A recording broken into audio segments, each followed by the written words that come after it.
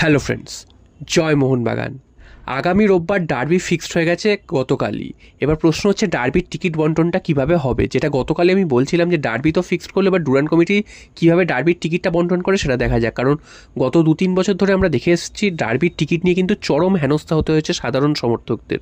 তো এবার কিন্তু একটা জিনিস দেখা যাচ্ছে, সেটা হচ্ছে অন্তত অনলাইনে টিকিট ছাড়ার কথা তারা ঘোষণা করেছে। সেটা আগামীকাল সকাল 11টা থেকে শুরু হবে ডার্বির টিকিট বন্টন, এবং এই 3 দিন চলবে। এবং এই অনলাইন টিকিট কিন্তু রিডেমশন করা যাবে মহারান মাঠ থেকে আগামী 16 তারিখ অবধি, 17 তারিখ অবধি করা যাবে, এবং 15 তারিখ মাঝখানে বন্ধ থাকবে। এবং অফলাইন টিকিটও ছাড়বে, যেটা দেখা গেছে মোহনবাগান সমর্থকদের জন্য অফলাইন টিকিট মোহনবাগান ক্লাব থেকেই কিন্তু পাওয়া যাবে। তো এটা কিন্তু একটা ভালো দিক, এতদিন পর একটা টনক নড়েছে, অন্তত অনলাইন টিকিট ছাড়া হচ্ছে। এবার এটাও দেখার যে অনলাইন টিকিট ছাড়বে তো ঘোষণা করেছে, ঠিক আছে, এই অনলাইন টিকিট কতক্ষণ পাওয়া যায় বা অনলাইন টিকিট আদৌ পায় কি না কেউ। কারণ হয়তো দেখা গেল প্রথম থেকেই হয়তো সাইট ক্র্যাশ করিয়ে দিয়েছে বা কোনো টিকিটই হয়তো কেউ কাটতে পারছে না, এরকম কিন্তু অনেকবার দেখা গেছে। তো সেখানেও একটা প্রশ্নচিহ্ন এখন থেকে যাচ্ছে যে কি আদৌ সত্যি করে পাবে কি কেউ। তো সেটা কিন্তু আগামীকাল 11টার সময়ই জানা যাবে। এরপর চলে আসি খেলার কথায়। তো খেলার কথায় যদি চলে আসি, সেখানে যদি দেখি আমাদের মোহনবাগান দলে কিন্তু এখনও চোটাঘাত সেভাবে সম্পূর্ণ সারেনি। হ্যাঁ, 5 জন প্লেয়ারের চোট ছিল, সেখান থেকে হয়তো 3 জন রিকভার করেছে। অ্যালবার্টো রড্রিগেজ তিনি কিন্তু রিকভার করে পুরো দমে অনুশীলন করছেন।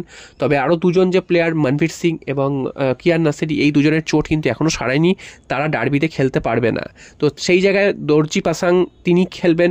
তো এই প্লেয়ারটি কিন্তু যথেষ্ট ভালো খেলেছিলেন ডায়মন্ড হারবার এফসি ম্যাচে, এবং আমাদের কিন্তু অনেকটাই ভরসা জুগিয়েছিল ডান দিক থেকে।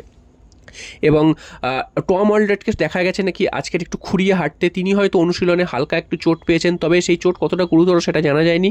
আশা করা যাচ্ছে ডার্বিতে খেলতে তার হয়তো কোনো অসুবিধা থাকবে না।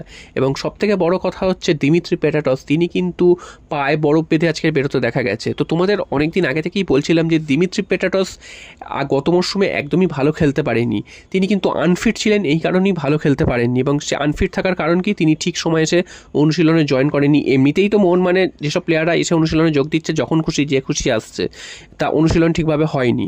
তো দিমিত্রি পেটাটস তারপরেও কিন্তু অনেক দিন পরে এসে তিনি যোগ দিয়েছিলেন, যার ফলে কিন্তু পুরো মরশুমটা তিনি ভুগেছিলেন বিভিন্ন কারণে।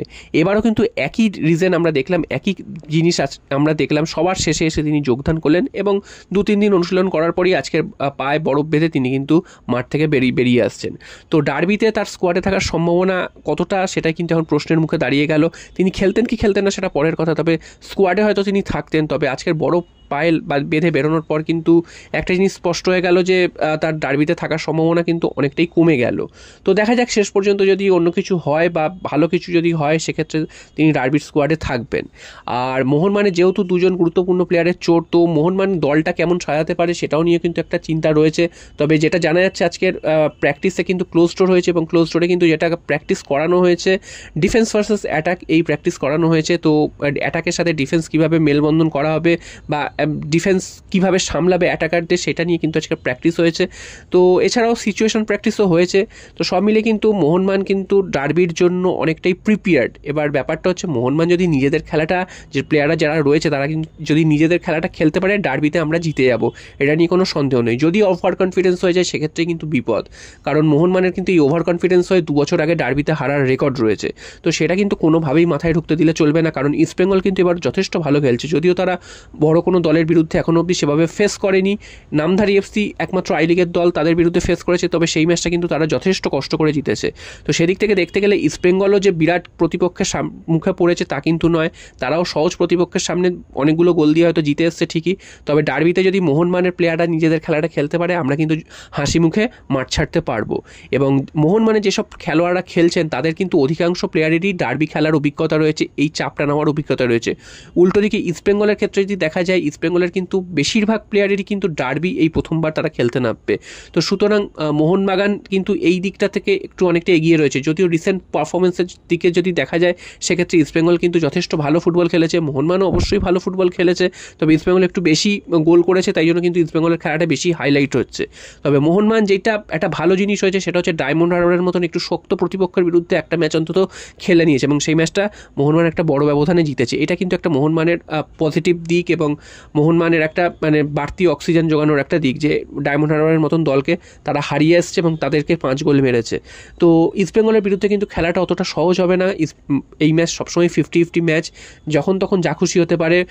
ফেভারিট দলও কিন্তু যখন তখন হেরে যেতে পারে, এবার আন্ডারডগ টিমও কিন্তু যখন তখন জিতে যেতে পারে। তো এই ম্যাচ নিয়ে আগে থেকে প্রেডিকশন হয় না। ওই দিন ওই সময় মাঠে যে ভালো ফুটবল উপহার দেবে তারাই কিন্তু শেষ হাসি হেসে যাবে। এবং অবশ্যই সেই ম্যাচের রেজাল্ট কিন্তু আমরা দেখতে পাবো, কারণ এটা কোয়ার্টার ফাইনাল ম্যাচ, একটা নকআউট ম্যাচ।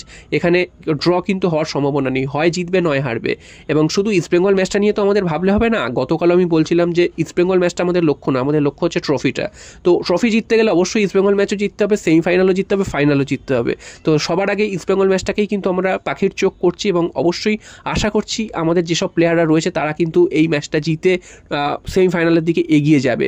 এবং জেসন কামিংস থেকে শুরু করে দিমিত্রি পেটাটস, তিনি খেলবেন কি খেলবেন না সেটা পরের ব্যাপার।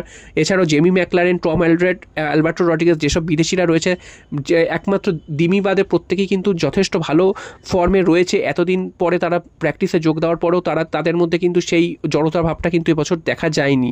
তো এটা কিন্তু একটা ভালো দিক। এছাড়াও ভারতীয় প্লেয়াররাও কিন্তু বেশ অনেকদিন ধরে অনুশীলন করছে, প্রায় 2-3 সপ্তাহ হয়ে গেল তারা অনুশীলন করছে, কয়েকটা ম্যাচও খেলেছে, তাদের মধ্যেও কিন্তু আস্তে আস্তে ম্যাচ ফিটনেসটা চলে এসছে। তো এইটা যদি তারা ধরে রাখতে পারে ম্যাচে, সেক্ষেত্রে কিন্তু আমাদের কোনো চাপ হওয়ার জায়গাই নেই। আশা করছি আমরা একটা ভালো ফাইট দেবো এবং ইস্টবেঙ্গলকে হারিয়ে অবশ্যই সেমিফাইনালে যাব। এবং মোহনবাগান কেমন দল নামাতে পারে সেই বিষয়ে যদি তোমরা বলো, সেক্ষেত্রে গোলে তো বিশালকায় থাকবেই। ডিফেন্সে কিন্তু দীপেন্দুর ফিরে আসার সম্ভাবনা রয়েছে, অন্যদিকে টম অ্যালড্রেড বা অ্যালবার্টো রড্রিগেজের মধ্যে যে কেউ একজন খেলতে পারেন। এছাড়াও দুটো সাইড ব্যাক হিসাবে অবশ্যই অভিষেক সিং খেলবেন এবং অন্যদিকে আশিস রাইয়ের খেলার সম্ভাবনা রয়েছে।